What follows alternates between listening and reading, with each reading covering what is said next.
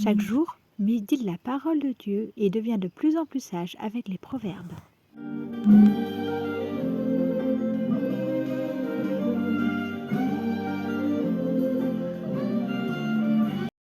Aujourd'hui, Proverbe, chapitre 3.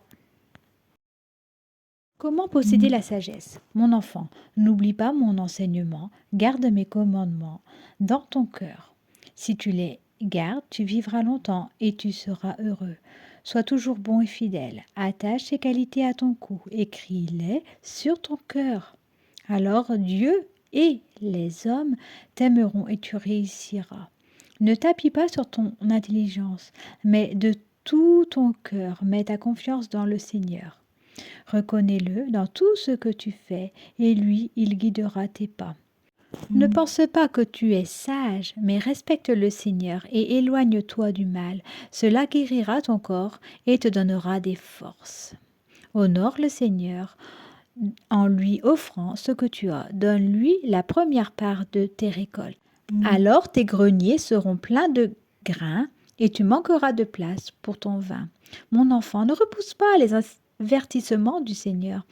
Ne te moque pas de ses reproches. Oui, le Seigneur fait des reproches à la personne qu'il aime, comme un père à son enfant préféré.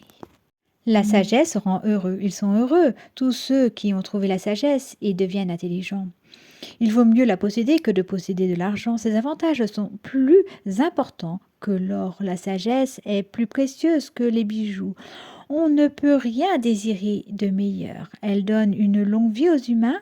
Elle leur offre richesse et honneur. Ils peuvent y marcher tranquillement. La sagesse est comme un arbre qui donne la vie pour ceux qui la saisissent. Elle est la source du bonheur pour ceux qui la possèdent. Le Seigneur a fondé la terre par sa sagesse et le ciel est établi par son intelligence. Par sa science, l'eau qui est sous la terre a jailli et les nuages laissent tomber la pluie. Le Seigneur protège le sage. Verset 21. Mon enfant, sois toujours attaché à l'intelligence et à la réflexion. Ne les quitte jamais. Elles te permettront d'avoir une vie belle. Alors tu avanceras avec confiance et ton pied ne glissera pas. Si tu te couches, tu ne trembleras pas de peur et sur ton lit tu dormiras en paix. La peur ne tombera pas sur toi tout d'un coup et les gens mauvais ne t'attaqueront pas. Oui, le Seigneur te protégera et il t'empêchera de tomber dans un piège. Comment bien se conduire les uns les autres. Verset 27. Quand tu le peux, ne refuse pas de faire le bien à une personne qui en a besoin. Si tu as ce qu'il faut aujourd'hui, ne dis pas à ton prochain va-t'en. Je te donnerai quelque chose demain. Ne projette pas de mal contre ton ami qui vit près de toi avec confiance. Ne te dispute pas avec quelqu'un pour rien. Si on ne t'a pas fait de mal, ne sois pas jaloux d'une personne violente et n'imite pas sa conduite. En effet, le Seigneur déteste les personnes fausses, mais il est l'ami des gens droits. Le Seigneur maudit la famille de celui qui agit mal, mais il bénit la famille de ceux qui agissent bien. Le Seigneur se moque des moqueurs, mais il est bon pour les gens saints. Ceux qui attendent les sages, c'est l'honneur, mais les sots seront couverts de honte. Petite parenthèse pour Proverbe 3, verset 5. Fais confiance au Seigneur. La confiance est le contraire du doute.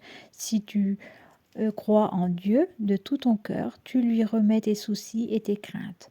Tu ne dépends plus de tes plans et de tes idées.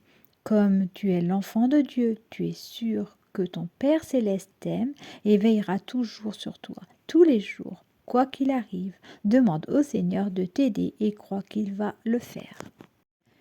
Petit stop zoom sur le Proverbe 3, verset 6, avec la promesse de Dieu, reconnais-le dans tout ce que tu fais et il guidera tes pas.